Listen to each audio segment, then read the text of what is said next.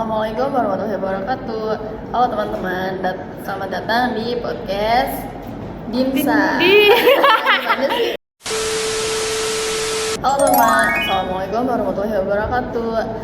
Balik lagi nih di podcast kita bareng saya Lisa Oktaviasari dan partner saya Dina Raziza. Nah, di episode kali ini kita itu akan ngobrolin topik yang seru banget, yang pastinya ditunggu-tunggu, yang sering kita dengar tapi kadang tuh kita belum paham apa itu arti yang sebenarnya dari dakwah dan pengembangan komunitas. Oke, betul banget nih Kak Dinda. Jadi dakwah itu bukan cuman soal sekedar ceramah di atas mimbar aja, tapi juga soal bagaimana Islam hadir dan membantu menyelesaikan masalah dalam kehidupan masyarakat. Setuju banget sih, karena kebanyakan orang-orang itu kan mandang dakwah itu cuman ceramah depan orang banyak, terus di masjid-masjid. Padahal makna dakwah itu gak sesempit itu. Makna dakwah yang sebenarnya itu apa sih? Nah, kita bakal dibahas di sini nih bareng Kak Lisa. Oke, jadi teman-teman, secara sederhananya dakwah itu berarti mengajak manusia ke dalam hal baik sesuai ajaran Islam. Tapi kalau kita kaitkan dengan komunitas, dakwah bukan lagi tentang kegiatan individu, tapi melainkan proses sosial.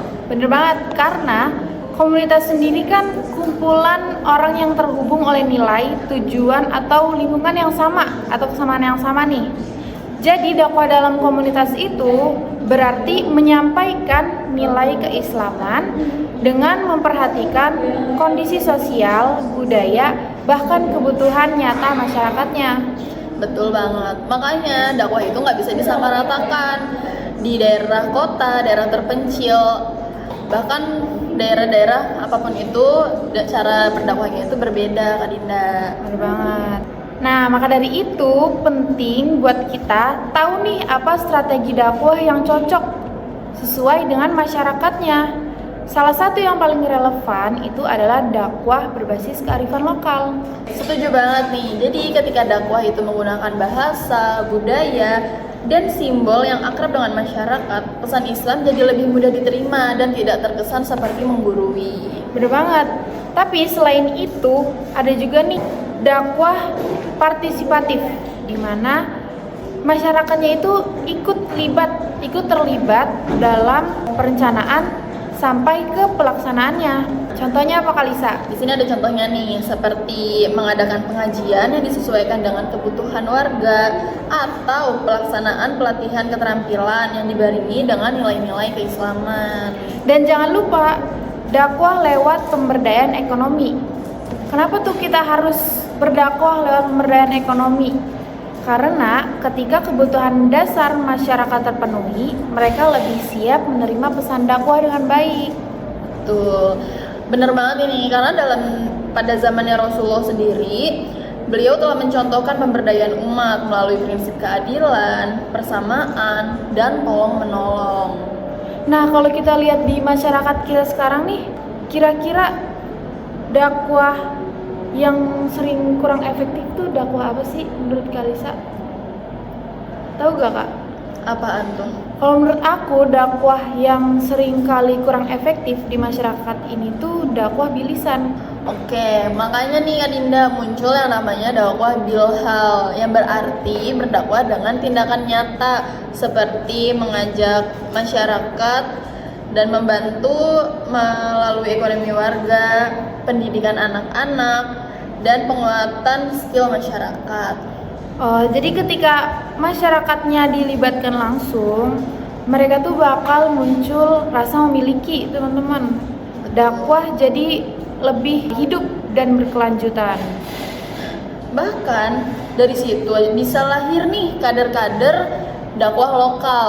Jadi di sana itu tidak membutuhkan lagi pendakwah dari luar. Dan yang paling penting, hasil dakwahnya nyata, masyarakat lebih mandiri, berdaya, dan punya kesadaran sosial serta keislaman yang lebih kuat. Betul banget. Oke. Jadi bisa kita simpulkan ya teman-teman bahwa dakwah dan pengembangan komunitas itu nggak bisa dipisahkan. Bener banget, gak bisa dipisahkan. Karena dakwah yang efektif adalah dakwah yang hadir, peduli, serta menjawab kebutuhan masyarakatnya sendiri, bukan sekedar menyampaikan wacana aja. Bener gak sih? Betul banget itu. Nah, itu tuh kira-kira makna dakwah yang sebenarnya dalam komunitas itu bagaimana? Semoga obrolan kita hari ini bisa menambah perspektif teman-teman ya tentang makna dakwah yang lebih luas dan relevan dengan perkembangan zaman. Amin. Nah, setelah ini teman-teman sekalian gak cuma tahu makna dakwah itu ceramah aja nih, tapi udah tahu makna dakwah yang lebih luas itu seperti apa. Nah, mungkin cukup segini aja nih obrolan kita hari ini. Makasih banget yang udah ngedengerin kita. Sampai ketemu lagi di episode selanjutnya. Wassalamualaikum warahmatullahi wabarakatuh.